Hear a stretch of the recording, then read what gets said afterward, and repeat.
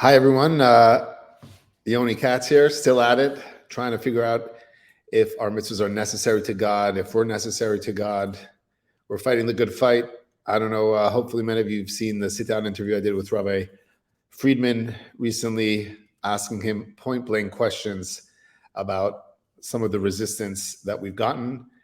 Just a few minutes ago, I typed into YouTube something about God needs, and this clip came up, and I really hope as Jews we don't sound this way. Listen, and of course, I'll make some comments. It's a short clip, so let me know what you think. Consider the power of a being who needs nothing. That's what God is like.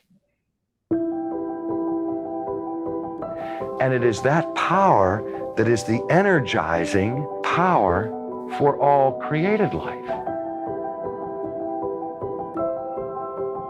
What does God need to live?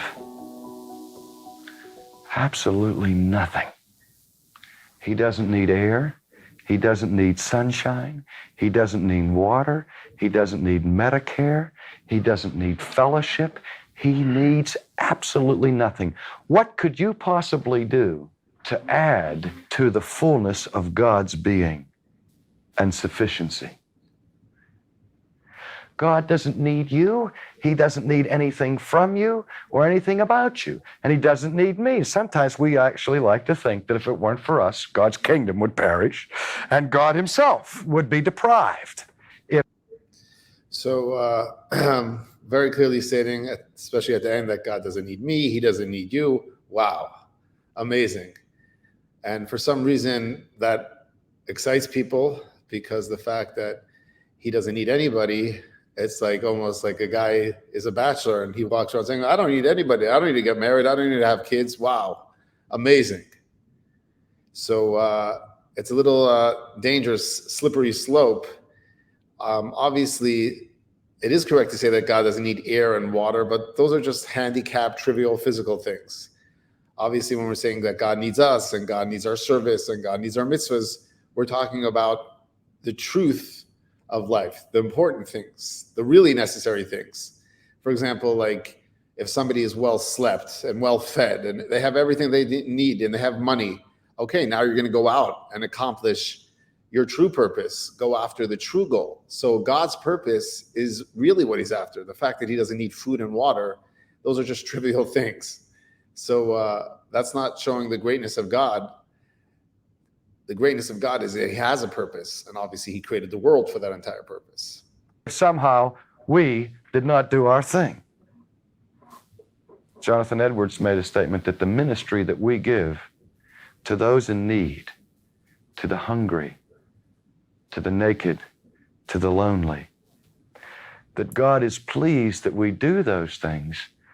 Oh, right there. God is pleased that we do those things. Oh, so he's pleased, he's not pleased. It depends on what we do. So we're obviously affecting him in some way. Go on. Because the only appropriate way for us to show our gratitude to God, who needs nothing, who is all sufficient, is to take from our sufficiency and minister to those who do need something. Yeah, so he needs our gratitude, and that affects him. And when we help other people, like, it's such a clear contradiction. Like, can anyone explain to me, please, Jews, non-Jews, anyone who's listening to this, someone who's been following, not following, don't you see the paradox? 1 second, he's nothing, he's not vulnerable, he's completely above all this human thing, and then this next second, like, he's pleased. Oh, he gets pleased? Am I the crazy one? Do I need to wear this anonymous mask? Am I going to be called a heretic? I'll wear the mask. In his name. See, it's the whole impetus for ministry. Not because we're giving it to God. He doesn't need it. But who doesn't need it? Wow. It's like, where's the pleasure? There's like a pleasure, like, wow, he's so removed. Maybe deep down inside, human beings have the same pleasure. Wow. I wish I was so unaffected, so distant, so perfect that nobody affects me. It's like, if I see a hungry guy that's starving for a sandwich and his hunger affects me, does that make me less perfect? Does that make me less of a human being because somebody's pain or somebody is grateful and that affects me. I mean, things are so warped. He has been pleased that we give it to those who do. Now, consider the power of a being who needs nothing. Sounds like somebody's a little obsessed with the power of somebody or a being that needs nothing. Sounds like somebody may be worshiping power. That's what God is like. And it is that power that is the energizing power for all created life. And you know, one of the titles of the Holy Spirit is the word dunamis, the power of God, the dynamite of God. It is the Holy Spirit who has the power of being itself within him. And you know, we think that for the Holy Spirit to work in our lives to help us overcome a besetting sin, you know, would take a miracle of miracles. Do you have any idea of the power that is latent in the presence of God, the Holy Spirit? It's the power by which the worlds were made. It's the power by which that tree continues to exist. It's the power by which the rock holds itself together rather than whirling away. It's all the power of atomic energy, the power of electricity, the power of gravity, the power of the sea, the power of the wind, the power of the earthquake. All of that together doesn't add up to a thumbnail's worth of power of God the Holy Spirit, because God the Holy Spirit has the very power of being, without which nothing exists at all. True, without God, nothing exists at all. But in Judaism, at least, when we talk about avodah zarah, which means foreign worship, not serving a foreign god, it means you're not supposed to worship something about God, like the fact that God's all powerful, so you're worshiping power. You're not worshiping God, you're obsessed with power. Or you're worshiping love. God is all loving, so you're worshiping God, or you're worshiping love. Are you worshiping something about God, or are you worshiping God, something or someone? So in Judaism, we have to be very careful, like in all relationships. Is it something about the person that attracts us? And if that thing goes away, we're not interested in the person? Or is it someone?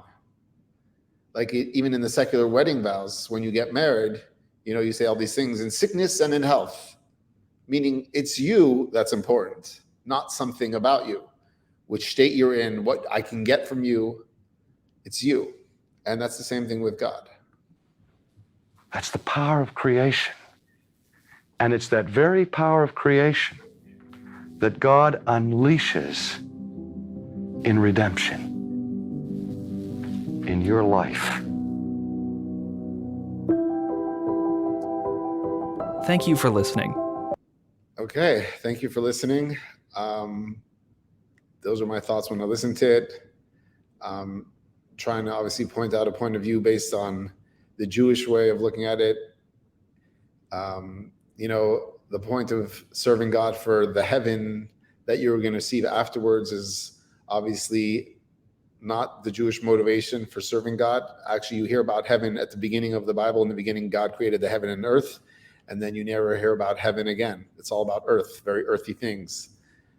And so God came down to the mountain. And if you want to summarize Judaism in one sentence, the purpose is not to get to heaven, but to bring heaven, God, down to earth. So God absolutely needs us more than we can imagine. He needs us more than we need him. He created us. We didn't create him. So who needs who? God needs the mitzvahs. He needs his wishes, his 613. If you're Jewish, 7. If you're not Jewish, we're here to serve, not be served.